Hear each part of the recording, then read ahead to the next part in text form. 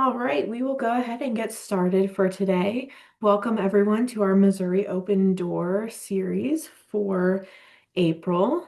This month's topic is going to be smart homes for safety, comfort, and control. My name is Angelina Alpert. I am from the University of Missouri, Kansas City Institute for Human Development.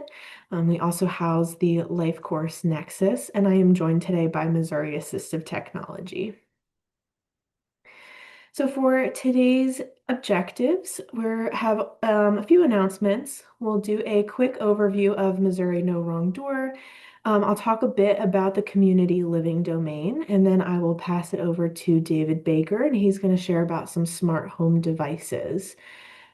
Just to get us started for today, these sessions are recorded and they are posted to the Charting the Life course YouTube. And we also will send out a PDF of the slides in a follow-up email afterwards, along with that YouTube link. If you have any questions throughout today's session, feel free to pop them in the chat and we will get to them at the end.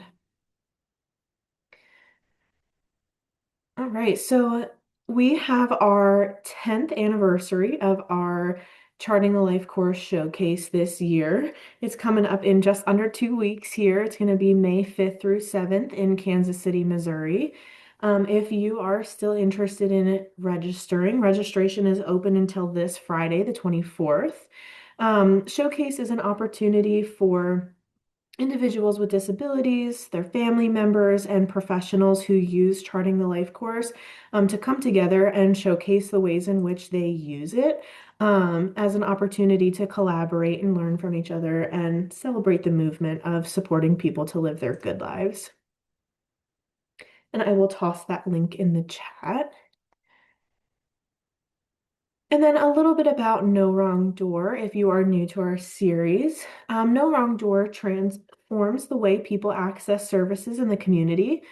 So it aims to support individuals and caregivers to make decisions based on complete and accurate information about their options for anyone seeking long-term services and supports, regardless of their age, income, or disability. As part of Missouri No Wrong Door, our goal across Missouri is to be more collaborative. So we have a lot of No Wrong Door partners as part of this grant.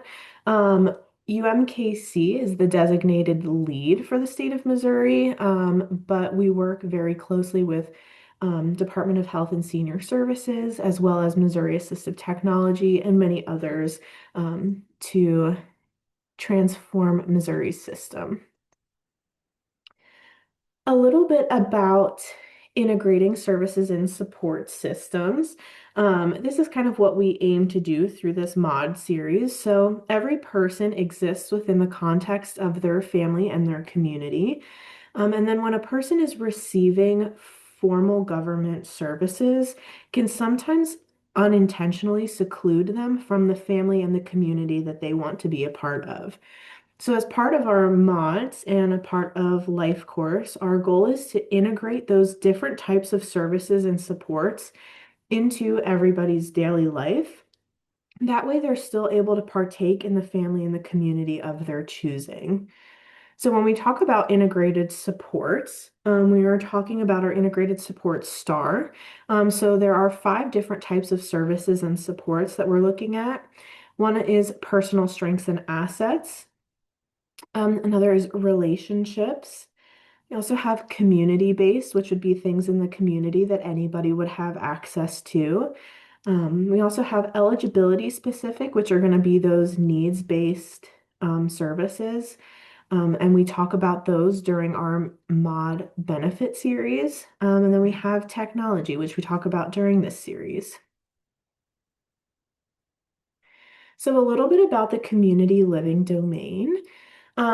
Charting the Life course is a framework and set of tools to help you think differently about your vision of a good life, setting high expectations, and integrating multiple types of supports. Charting the Life course helps you to organize your ideas, visions, and goals, as well as problem solve, navigate, and advocate for supports. So on the bottom there, you'll see some of our icons for charting the life course, and to your far right are all of our domain icons. So those are just different areas of daily life to be thinking about when you're considering the type of services and supports that you need, or just making sure that you're considering all different aspects of life. So when we talk about smart homes, that would fall into our domain of community living. So a little bit about community living. It is where and how someone lives. So their housing and living options, universal design and modifications, transportation options, neighborhood considerations, and community access. So the screenshots that are up on the screen are of our life experiences across the lifespan book. It is sometimes referred to as the Blue Book, but it is a set of guiding questions for reflection and conversation. If you are at all familiar with the Blue Book, you'll know that this one doesn't look familiar. We just finished a revision of it, and it will be printed new for the showcase. But I wanted to give you guys a little sneak peek of it today.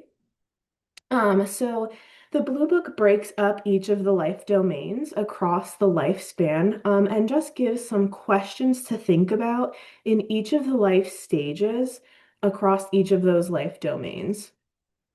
So this is one of the pages from the community living section of the guide, specifically on the school age and young adulthood life stages. And you'll see that it breaks up the questions in each of the subdomains of community living. So those subdomains are shown on the first page, which are living options, transportation, neighborhood, and community. So you'll see those three broken up throughout the questions in those questions. So just some of the questions that are asked in there for school age. How are you getting to school? Are there safe routes that somebody could start doing things independently, whether they're walking or biking somewhere? How are you learning about the things that you like and don't like about the places that you go? Do you have somewhere quiet to do homework? For young adulthood, moving more into starting to think about where you want to live, if you want to live independently or if you want to live with roommates.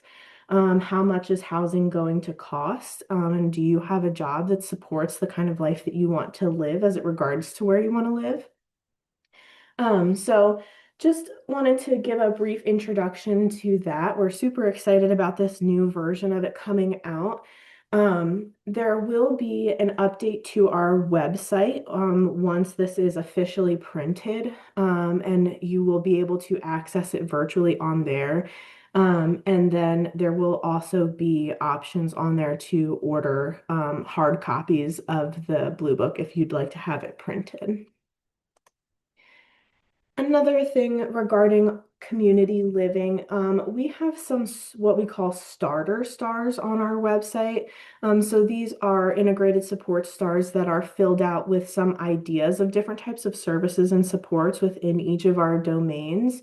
So this is the community living one. And it just gives you some ideas of places that you could go for supports around community living. With that, I'm going to go ahead and pass it over to David, and he's going to talk to us about technology. All right. Thank you very much, Angelina, and good afternoon, everybody. I feel a little bit honored that all of us that are on the call got that free sneak peek of the Blue Book. So I'm looking forward to getting my hands on that. All right. So, again, good afternoon, everybody. I'm David Baker, Director of Missouri Assistive Technology. It's always a pleasure to join all of you and have this opportunity to talk about an aspect of the world of assistive technology and share some resources and some ideas and some hopefully some usable takeaways in some of the stuff that we will be covering over the course of today. And our focus here today is going to be on smart home technology, and in particular, smart home technology for safety and comfort and control. This has been one of my favorite topics for several years now because it has sort of, in my opinion, rapidly changed the landscape of independence for people with disabilities, as well as for individuals who are aging. And that's just kind of based on the vast array of devices in the smart home market that have come onto the market, and subsequently, sort of all the barriers that they can help folks address. So, let's move on to the next slide here and kind of start our deep dive here. So we have a couple of learning goals here today. Got to have goals, right?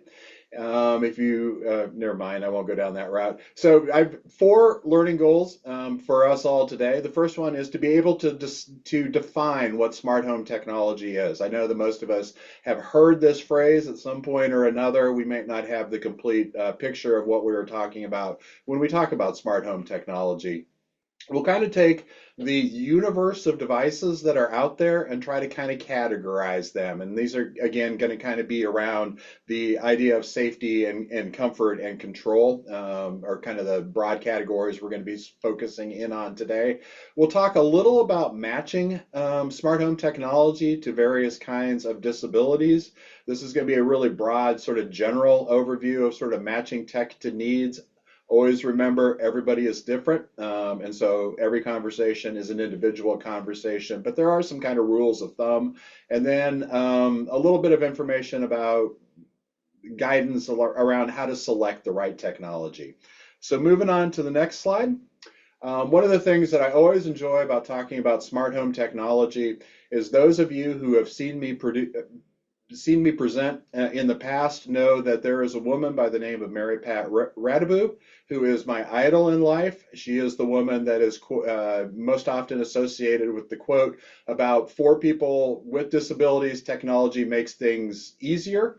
Or I'm sorry, for people without disabilities, technology makes things easier, and for people with disabilities, technology makes things possible. And this quote definitely comes to life when we're talking about smart home technology, because for folks without disabilities, smart home technology does make things easier. But from the eyes of an individual with a disability, that same device that might just make my life easier as a person without a disability may make something possible for me to be able to accomplish independently if I am a person with a disability. So this is, again, the smart home technology is a perfect example of that quote by Mary Pat.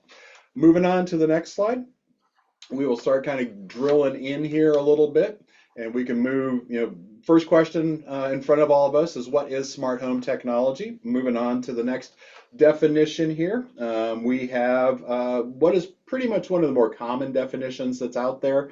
There are several, they're all pretty similar, but generally speaking, smart home technology is one or more internet connected devices that can help someone control their environment and navigate everyday life activities by voice, movement, apps, or switches. And many of these devices can be automated and remotely controlled. So, key thing in there is that, or key concepts in this definition are the idea of control, of automation, and remote access, which can be very important concepts, especially when in the world of individuals with disabilities. And so we're all probably pretty familiar, again, with smart home devices like voice assistants and smart lights and various sensors and one thing and another.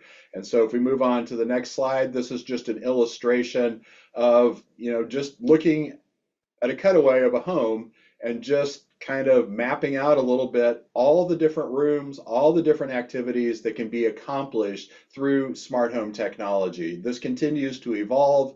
It almost sometimes seems to me that the types of things we can make into smart home technology have almost begun to border on being silly. I've seen smart cocktail makers so that I can have my martini ready for me when I walk through the door. So, this just keeps expanding, and more commercial products are being made smart to increase convenience, or in the case of folks with disabilities, access.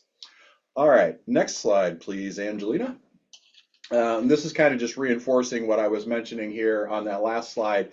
The array of devices that can be made smart We're all familiar with probably with the speakers, but light bulbs, thermostats, plugs.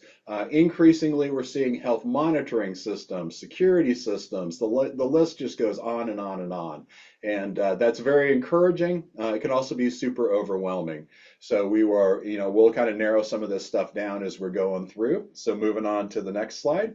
Okay, so got a little ahead of myself there. So basically, how does smart home technology work? We've seen what the definition is, and it is always kind of interesting because there are some sort of key aspects of this that folks need to make sure that they have in their home. Obviously, it's a little bit easier if you read this from the right-hand side to the left-hand side. So let's all, pretend we're reading Chinese or something here. Um, uh, and so, how does this stuff work? Well, obviously, if we're talking about the Internet of Things, one has to have internet for the most part to be able to connect to the various cloud-based services and to the apps that are usually integral in putting together a smart system. You have to have some kind of mobile device. And so it could be a tablet, it could be a smartphone, it can even be another piece of smart home technology like the voice assistants or the voice video assistants that are out there. And then there's got to be some form of communication, and this is like the magic part in my mind. And there are various what they refer to as wireless communication protocols, so Wi-Fi, Bluetooth, Z-Wave, Zigbee, a handful of these communication systems that are out there. And one of the things that's evolved over the years is there now is a common standard on these, which is great because on these wireless communication protocols, because it now makes it easier for people to be able to buy various products and know that they are going to work regardless of some other factors that used to be a hindrance in the past. And then the last piece of how this works, we've got the internet, we've got the device, we've got how it communicates, and the last piece in this equation is obviously the smart device itself. So if we move on to the next slide, why consider smart home technology? Why should I even think about this? Maybe I don't want to go down this route. Maybe I think it's overwhelming or I don't know where to start. But on the next slide, I'll give you a handful of reasons why, especially from the angle of a person with a disability, that smart homes make good sense. The first one is it promotes independence. And we all know that the vast majority of people with disabilities out there are seeking to be as independent as they possibly can. And if I can somehow make something possible for myself without human involvement, then I am increasing my independence. I'm increasing my independence on the job, in my home, in the community, et cetera, et cetera. The second primary reason that smart home for considering smart homes is because of the ways that they can enhance safety and security. And those are issues for all of us. Sometimes they might be a little more of an issue for a person with a disability who's living independently. They support daily routines. They can reduce caregiver burden. So if I have a person who is my primary caregiver, there are ways that smart home technology can make it easier both for myself as a person with a disability, but also for that caregiver. It might free up some opportunities for the caregiver to be able to attend to some other things that are part of their responsibility. Smart home technology is wonderful for helping with various tasks that we all have to accomplish in our days, shopping, bill paying, the ways that we interact socially. And overall, if I can promote my independence and increase my safety and security, and I can have something that helps me with the various tasks I have to do, cumulatively, these smart home technologies, if applied correctly, can help improve the quality of life.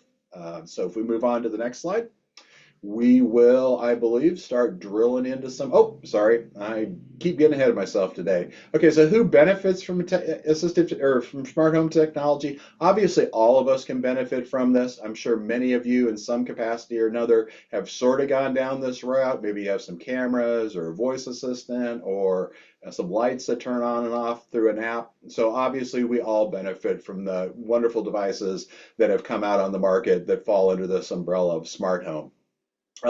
People who need things customized to their needs. So again, this would be a lot of folks with disabilities. They can benefit. People who need sort of flexible input methods.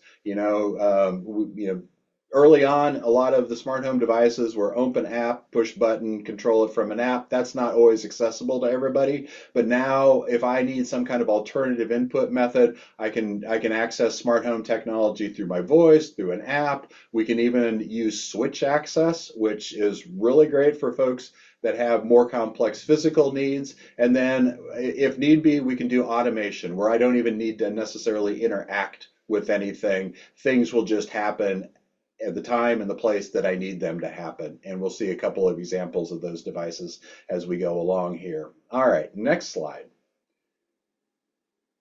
please.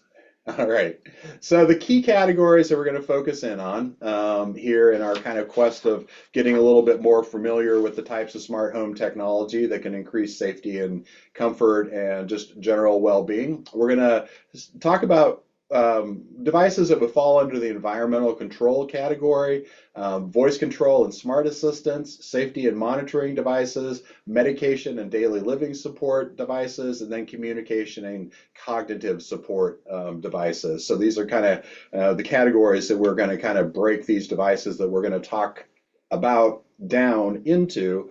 But do not think that categories are destiny, because so many of these smart home devices can cut across in various categories. So, something I might get originally to help me with medication and daily living supports might be very useful for also for my communication and cognitive support if I need those types of things. So, categories are not destiny. All right, next slide, please, Angelina. Here we go. Okay, so now we're going to start drilling down a little bit on specific products that are out there. And this would be a great time for people to maybe kind of start putting some stuff in the chat. I could have had slide after slide after slide of devices that are out there, so I had to be a little bit selective on what I highlighted here. And so under the environmental control category, what you will see on the screen in the upper left-hand corner are some smart plugs. These would be very useful if I am somebody that has some physical limitations that make it difficult for me to be able to plug and unplug something from the wall, or maybe it's behind a couch or something of that nature. On the bottom left-hand corner is an example of some of the smart lights that are out there. These smart lights become more and more interesting to me all the time, and especially in the ways that we can utilize them. Not only does it make it easier for me to be able to access light, but I've started to do some work with older adults that have memory loss, and so some of these can come on automatically. So if I'm working with somebody that has sundowners and they're getting up in the middle of the night and wandering through the house, these lights might come on automatically to prevent them from to illuminate their path and ideally prevent them from maybe tripping. In the middle there, we see the example of a smart thermostat, which is very convenient for if I have a need for things to be at a constant temperature and I don't have to maybe get up from my bed. I can just control that from the wall. And so going back and just looking a little more at the smart thermostat and the smart light bulbs. These are also things that as time goes on, or if I really drill down there in some of the features that are in these devices, I can set these on automatic timers. So let's use the lights as an example. And this would apply equally as well to the thermostat. Let's say I come home at a regular time and I want to make sure that my house is comfortable and that it is lit when I walk through the door. And so there are ways we can have these things be set up in a way that will be automatic so that I have that comfort when I come through the door. And then on the right-hand side, we have an example of smart blinds, which I think are great. There are a lot of folks that is just difficult for them to be able to raise and lower blinds, and especially in the summer, it can improve my energy efficiency. It can just cut out light, make things a little more comfortable for me in that particular room. So these are just 4 examples. So if people have other examples of some environmental control things that they might use, please put them in the chat, share them with everybody. And so I've kind of in the upper right hand corner there, the 3 benefits of these environmental controls that I've mentioned, I think already, but just to kind of re-highlight them, these are great for control if I have minimal physical ability. They're great for energy efficiency, and they're also great for setting up on routine automation so that I can just make things work in a way that's convenient for me, that is safe for me, that improves my comfort. And so if we move on to the next slide. So Amy, I saw you put in there about independence. Several of these things like the blinds and the plugs, I don't have to rely on anybody to raise and lower my blinds, as an example, or turn my lights on and off if I can do this through voice or access the app or those types of things. So that's definitely, I would think, improving my independence to be able to do things on my own terms. So that's kind of how I see these improving independence.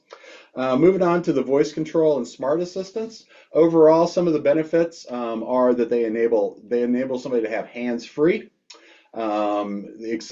They're a little bit more accessible friendly, I guess, for folks that have mobility and vision impairments. If I can speak to a device and have it control things, have it answer questions for me, that's a little bit easier access method. And then these can also serve as kind of hubs and sort of simplify technology use in general. So I might have various devices that are part of my system, and I am accessing all of them, controlling all of them through one of these voice control or smart assistants that are out there. And the ones that are most common, the Echo Show, Apple's HomePod, I believe, and then Google Home are three of the most common ones out there. So, uh, you know, I mentioned some of the benefits, and the more you get into this, the more you begin to realize all the things that these voice control units and these smart assistants can do to help tie together various types of technology. And as I fiddle around with them a little bit more, and we'll kind of come back to these a little bit further on down the road, the number of things that I can do to help with routine and medication management, stuff like that, just continues to grow, I've discovered, as time goes on. So these are super versatile pieces of smart home technology for a lot of different needs.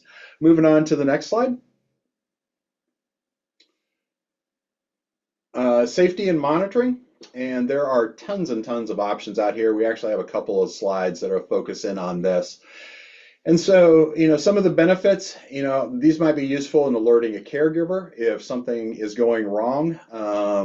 That's improving my safety and their safety as well. Or they might not physically be there, but they might get a notification that something is going on in the home and that they need to get there as quick as possible. These are a lot of these safety and monitoring devices can be really useful in situations where maybe there's a family member or an individual who has a tendency to towards elopement and is a wandering risk. We see these used increasingly here over the last couple of years to prevent wandering for folks that have memory loss. And so safety and monitoring, if I can feel safe, if I have warning systems that will let me know if something is going on that I need to respond to, then this overall is just providing a greater peace of mind, not only for me as the individual who's benefiting from these, but maybe also family members, caregivers, other people that are involved in my ecosystem. In the upper left-hand corner there, that is an example of a smart smoke detector. Actually, it's a smart smoke and CO2 detector. And this is one that's been on the market for a number of years. It's from a company called Nest, which I assume a lot of people might have some familiarity with. There are multiples of these, but some of the things that are built in here, first of all, it's more than just a smoke detector. It's also a carbon monoxide detector or a CO2 detector. They have the technology now developed to such a level on these devices that it can detect between just burning a little bit of toast and actually having a fire with smoke. And you think about that, how many times have all of us set off a smoke detector because we burned some toast in the morning? And so that level of improved sensing can be really valuable to prevent false alarms in one thing and another. Down below it is the guard stove. And this is one of several of these stove sensors, both for electric stoves and also for gas stoves, that have emerged over the last few years. When 5 years ago, if we tried to find these things, it was really hard to locate them. Now there are multiple options. People have a tendency to put stuff to turn on the oven, to have something on the range, and then maybe wander away, forget that they have it on there. I believe that is the number one cause of fires in homes.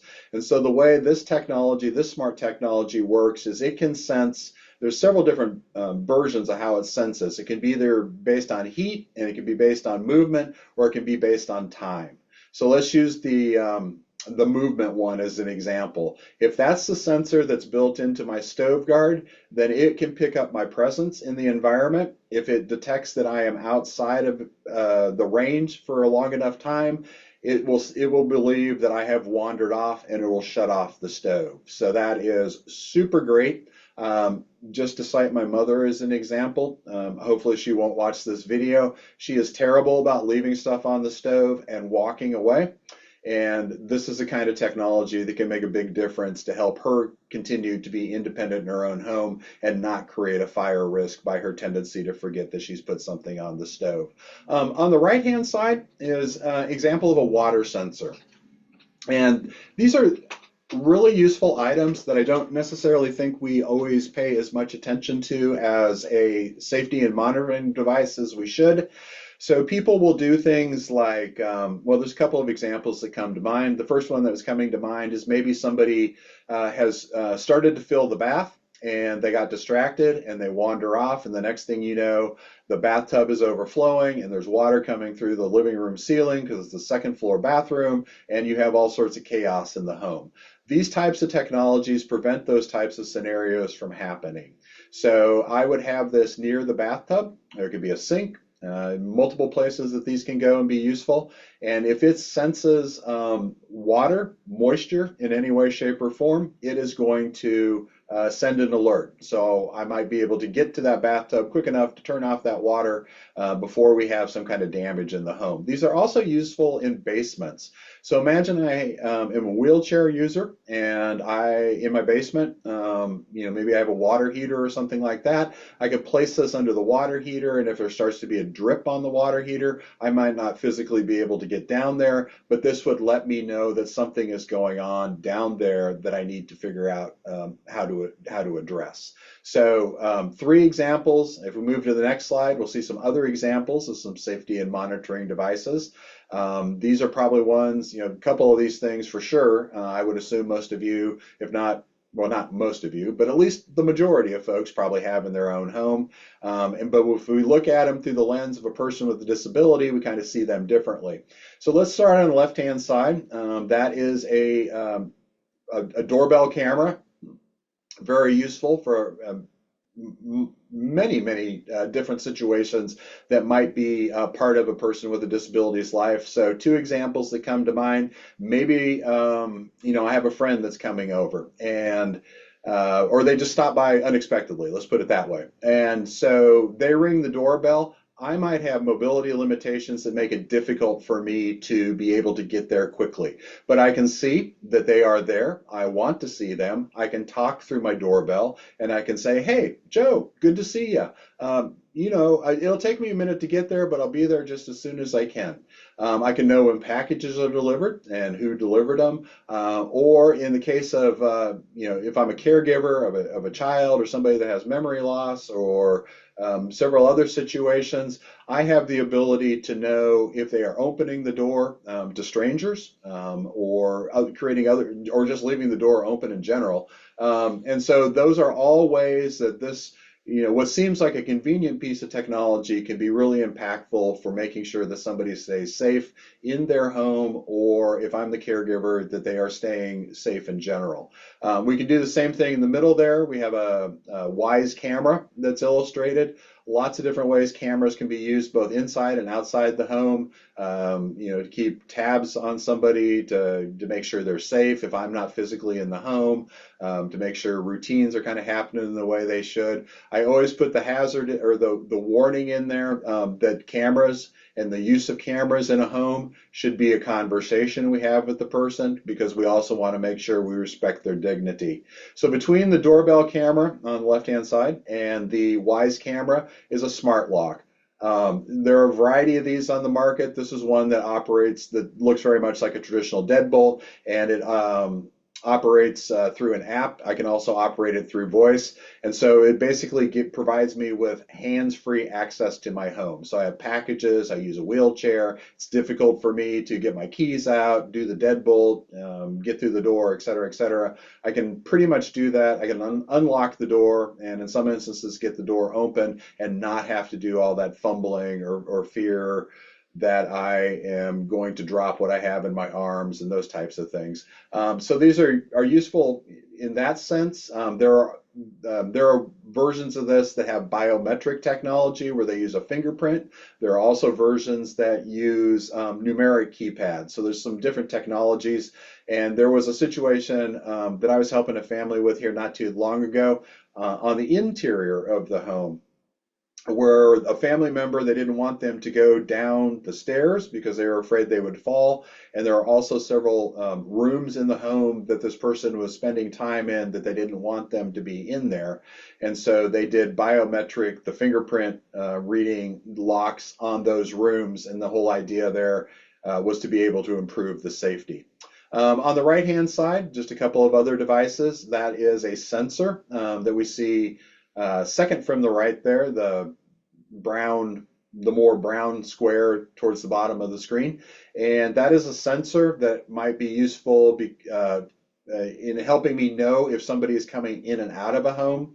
So again, go back to the idea of somebody who might engage in elopement or has a tendency to wander. I would know whether or not they are getting in and out of the home. It can also be used for safety because it's protecting my door, or I can put them on windows so that if somebody comes along and tries to open a window, that sensor contact is going to be broken and I'm going to get a notification. And then we have all the various types of small personal trackers. Usually these are Bluetooth in nature. You have the Apple AirTags, you have the Tile trackers. Samsung has their own version of trackers, and these can be useful in everything from keeping tabs on my keys and my wallet to my bike, you name it. They can be affixed to a variety of devices, but they can also, in a limited sense, be useful for being able to track an individual. So maybe there are some things you have to take into consideration if you're using it in that capacity, but they have a wide variety of ways that they can very discreetly be utilized to keep tabs on things and people if that is something that I need to do or I have concern about from a safety perspective. All right, so if we move on to the next slide, we will start looking at some things under the category of medication and daily living supports. And I just have three things illustrated here. I could fill slide after slide, really, with these because of the vast number of, in particular, smart home appliances that have come out in the last few years. So these might be useful smart home technologies to support somebody's memory, or if somebody needs memory support, or in the case of medication management tools that are smart home based, they can help promote the adherence to medication schedules. And a lot of these smart home appliances and other home devices can be really useful for reducing caregiver burden, or they may help me reduce my reliance on human assistance because it enables me to do some tasks around the home that I might not otherwise have been able to do. So what we see illustrated is just on the bottom left-hand side, that's a smart toaster. And so, I might not have, I don't know sometimes whether or not this is more convenience than practical, but really my point in all this was that we are seeing the evolution of devices using the smart home technology so they can help me get things made the way I want. It might make it easier for me to make them. If we start seeing the evolution of smart home technology in refrigerators, it can help me stay on top of what's in the fridge. Is it still good? How long has it been in there? What do I need to put on my grocery list? The list just goes on and on and on. In the middle is an example of a smart home based medication management system. There are dozens and dozens of these. They range from, this is a pretty high grade one, for somebody who really needs a lot of assistance with their medication schedule, all the way to kind of more personal ones that will send a reminder to an app that I need to take that medication or that the person I'm caring for has taken that medication. There's lots of different versions of this technology out there. And then the smart vacuums, that might be something that's really useful for me because I've been reliant on somebody to do that task for me.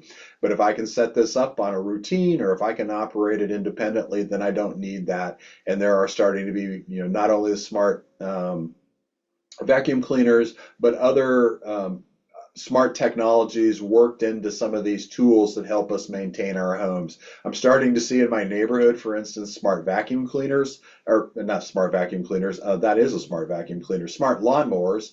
And so, there's nobody out in the yard, but their yard is getting mowed. I just find that fascinating.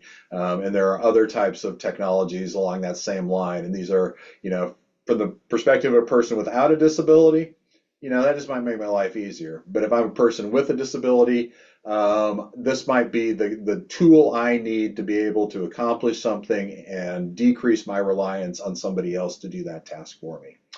All right, next slide.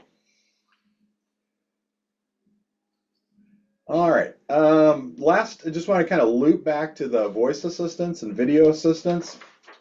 And I was kind of indicating that as time goes on, I just kind of keep finding more and more ways that these can be really useful for a lot of different situations. There's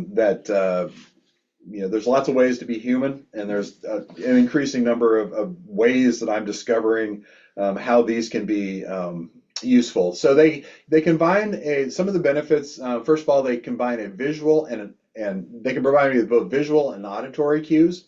And sometimes that is a really useful way of cueing somebody in or helping somebody, be able to comprehend something. They can be utilized basically as phones, and so it makes it easy for me to communicate with family and friends if I can do it from voice and they show up on this video screen. But they can be used for so many things that are reinforcement or to help me with my daily routine. So we just looked at some or talked a little about medication management tools. These can be useful for helping me maintain my medication management as well. And they can maybe even provide me with a little more detail. So I might have a medication that I need to take at 8 in the morning, and I will get a notification on this is an Amazon Echo, I'll get a notification on my Amazon Echo. But I can also set this up to give me more information other than just a reminder. It's 8 o'clock, you need to take your blue pill. The blue pill is your blood pressure medication, and you need to make sure that you drink a glass of water when you take that medication. So it gives me the reminder and it gives me instructions to make sure that I am doing that as well as I possibly can. These can be used for entertainment, which might be useful. Like, a lot of ways that entertainment, I can listen to music. Maybe that helps me, calm down or something of that nature. So the list just kind of goes on and on. The more you dig in, the more you read on these, the more you see that they're standalone devices. They can be used as hubs to help me with other devices, and they just I've said this several times, I know, but they just continue to evolve in all the really great ways that they can be used for communication and to help people that need cognitive supports. All right. That is kind of the broad overview, and I know that there are dozens and dozens of other devices out there that unfortunately we just can't drill down into. But if we move to the next slide, Angelina, then we will. Okay, so these are just some high level sort of guides, I guess, for maybe thinking about smart home technology sort of based around disability categories. So maybe if I'm somebody that has mobility limitations, I might want to be thinking along the lines of some kind of voice control system that might automate my doors and my lights and adding some smart plugs. If I have a hearing impairment, then I might need to think about smart home technology in the sense of visual alerts that provide me with lights and notifications. If it's something that I can't hear. Also, like the smart doorbells with video would be very handy if I'm somebody who has a hearing impairment. I might not hear the doorbell, might not hear somebody knock, but I can get that notification through my smart doorbell. that somebody is at the door and I can identify who it is. If I have cognitive or memory challenges, the smart, the last things we were looking at, the voice assistants and the video assistants, they might be very useful to help me with reminders and routines. They have I might need a simplified interface. That is definitely a simplified interface. And they can provide some levels of passive monitoring. So automation, making it easier, reducing the steps, just kind of keeping tabs on things. So just, there are mobility limitations, vision impairments, hearing impairments, brain injury and fatigue, cognitive and memory challenges are just kind of 5 disability categories that I sort of put on this slide. But you'll see that, so the point in all this is think through your situation and try to identify, as you learn more about smart home technology, what features might you need in that technology to make it more beneficial for you, but also to align it to your particular needs. And if we move on to the next slide here, I think this will be the audience participation part. Oh, nope. These are the assessment tools. All right. A lot of times, I think that we are all smart enough to kind of go down this road and match, know what our needs are or the needs of the person that we are working with might be, or our family member, and kind of think through the scenario and come up with solutions. But there are those times where we need some kind of assessment tool. We need something that we can walk through our home, walk through who we are, and kind of help us begin to narrow down what might be most useful and where it might be most useful. So this is one example of several assessment tools that are out there. And you will see in the bottom left-hand corner that this comes from the Pennsylvania Assistive Technology Foundation. And they have some great smart home technology on their website. They kind of call it, the umbrella for it is called Smart Homes Made Simple. They have a booklet. They have this assessment tool in there. It's a nice kind of single package starting resource. And so this is, again, just one example of multiple assessment tools out there. But this might be one to go out if you're new to all this and kind of get a little bit more familiar with. Again, it's called Smart Homes Made Simple, and it is produced by the Pennsylvania Assistive Technology Foundation. Just pop that into your Googler, and you should be able to find this pretty darn easily. All right, next slide is okay. So this is the audience participation part in our presentation here today. All right, so imagine, just throw some stuff in the chat here. Maybe you know some stuff already that I didn't highlight, and I'd be sharing it with everybody, which would be great. Or maybe you saw some things here as we were going through some of these slides. Imagine that you are working with somebody who has memory loss, and there's a tendency for them to wander from the home. There's also a need for them to be able to adhere to their medication schedule, and they also have some difficulty remembering and staying focused on certain tasks they need throughout the day. So open up, get that chat ready to go, throw some devices in here that you've seen or are aware of that might be useful in a situation like this. And I'll give it a few seconds here for folks to throw some stuff in the chat. I'm seeing door alarms, Angel Sense, which is something I didn't talk about. The medication dispensers are coming up, med planners. All right, I don't know if I got them all. Angelina, if you hit, I believe, your space bar, you'll get some other stuff on the screen here. Smart Hub with reminders. Okay. All right. So I saw these. These were 3 things that I thought of off the top of my head that would be smart home devices that might be useful. And I saw a number of you throwing these into the chat. And so that is great. That means we sort of have a good collective knowledge out there, which is exactly what we want. So door sensors and alerts would be something I would think of, especially for that wandering tendency, the medication reminders, and then something that would help with the daily routine prompts. And so, go back to those visual assistants or visual voice assistants that are out there. And I use the example there's a number of ways they can be set up, but I can do the reminders. I can do voice output of you need to get ready, your doctor's appointment is in 10 minutes, et cetera, et cetera. So very good. Let's move on to scenario number two here. And this is going to be somebody that has a physical disability. And so they have some difficulty moving around in their home. And so what might be some smart home things that help there? And then also they have a caregiver, and the caregiver, one of the responsibilities at the end of the day is the caregiver puts them into bed. But once they are in bed, they are essentially there. So how may you know throw out the question, how might we use smart home technology to help them when they are in bed in the evening to keep them safe, to provide them with comfort, and other types of things that might be useful to make that a better process.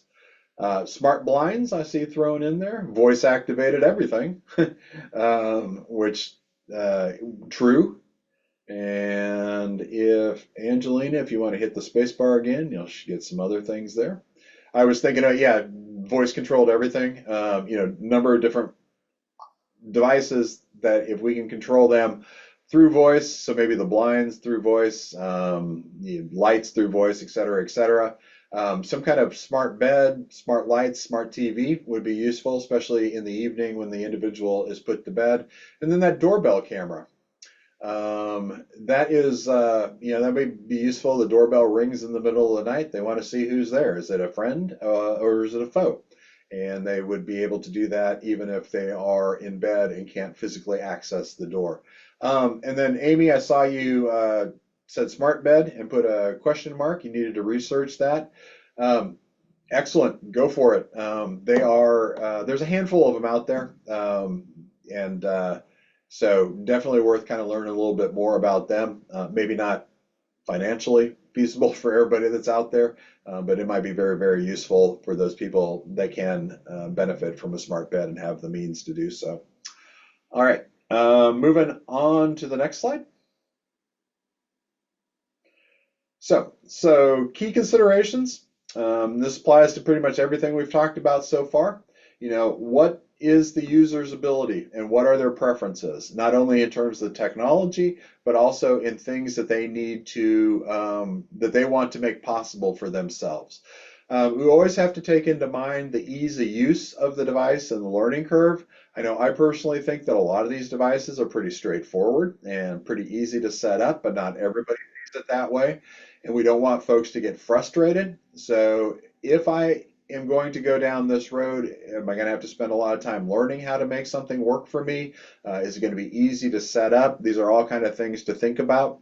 Does the person have reliable internet capabilities? Since these are very reliant on the internet, then we need to make sure that we have the internet to begin with, but also that we have the broadband capability if we have multiple devices and maybe we need to upgrade or something of that nature. There's always privacy and security concerns with smart home technology, and that probably applies most to the cameras that are out there. And this is a debate. Well, it's not really a debate. This is in this day and age. Anything that's connected to the internet, there are always privacy and security concerns. So it really kind of boils down to how comfortable am I with anything about me getting out because somebody hacks into my system or somebody accesses records that are supposed to be secure, those types of things. We all kind of have to figure out where our level of comfort is with those types of things, but they are elements of the smart home environment that we need to take into consideration. Cost, not only of the devices, but a fair number of devices, especially the cameras, have some kind of subscription cost with them. So I might get a camera that costs me 30 bucks and I can access it in real time so I can look in on somebody and say, okay, everything's cool.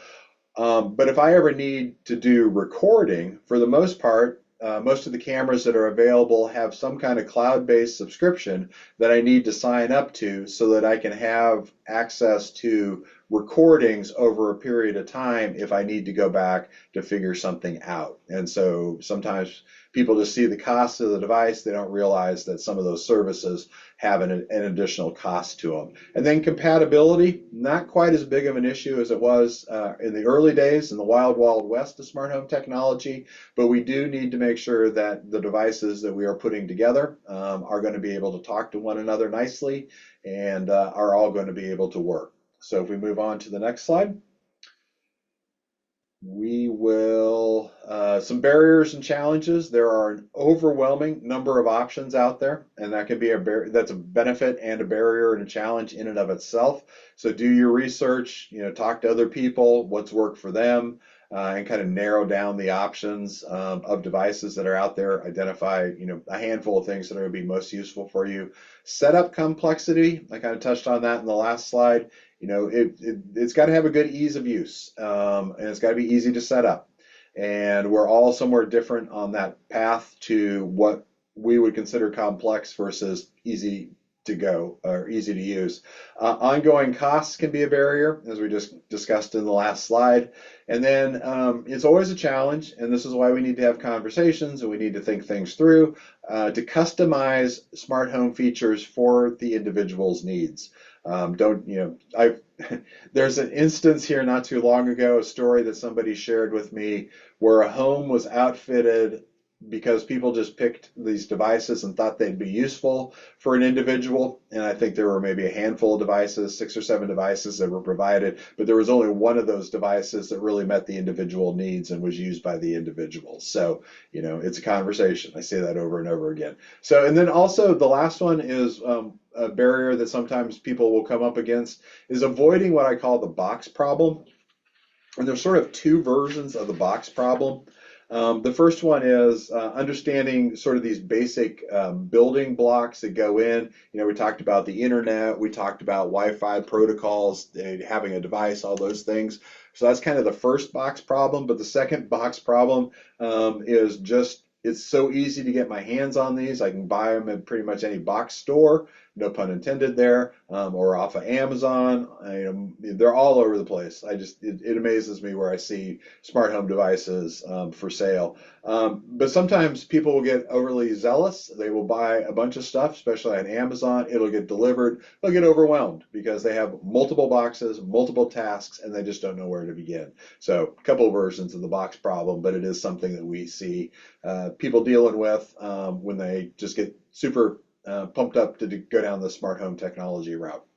All right. I think that Angelina, do we have another slide here? Oh, okay. Best practices. Start small. If you are new to this world of smart home technology, but you think it might be beneficial for helping increase your independence, make you more safe, provide you with some level of comfort that's not available to you right now, then start small. Just get a couple of devices. Get familiar with them, how they set up, how easy are they to use, are they solving problems for you? Ease into it. Don't get just jump in to the pool in the middle. Focus on your priority needs. What are those tasks that you need assistance with, and is there a way smart home technology can help you? And if you are working with somebody, you involve the user in the decision. Do not make decisions for somebody without talking to them. What are their needs? What are they comfortable with? What might best benefit them? If they need training and support, provide training and support. If you need training and support, find opportunities to get that. A lot of these companies that are putting these devices out have YouTube channels. Those YouTube channels can be wonderful in terms of walking you through the setup or teaching you about things in these devices, especially the voice assistants and the video assistants that aren't evident to you in the beginning, but you check out a YouTube video from the company and you're like, oh my gosh, I can do that as well. And you will always have to plan on troubleshooting. Things happen. The internet goes down, the power goes down. Sometimes these devices have to be reset, and it will inevitably happen. And so get familiar with what you do in those situations. They may not just boot up when the power comes up or the internet comes up, and you will want to make sure that you understand what action you need to do to fix those situations. So there will be some level of troubleshooting. Even though they provide us with great convenience and we'll work and work and work, things do go wrong. All right. And so the key takeaway in all this, it's not just about convenience. Smart home technology it's not about just convenience. It's also about independence. and it's about safety and it's about self-dignity, and all these things that are really important that we can help provide for folks that we work with through a little more knowledge of how these types of devices can make things possible for people with disabilities. And thank you very much, everybody. All right, we are a little over time here, but I Oh, just wanted to see if anybody had any additional questions. I did see that there was one in the chat asking where they could get the stove smart control. yeah. At the very end, I think is my contact information. I'll just throw it out now. My email is dbaker at mo-at.org.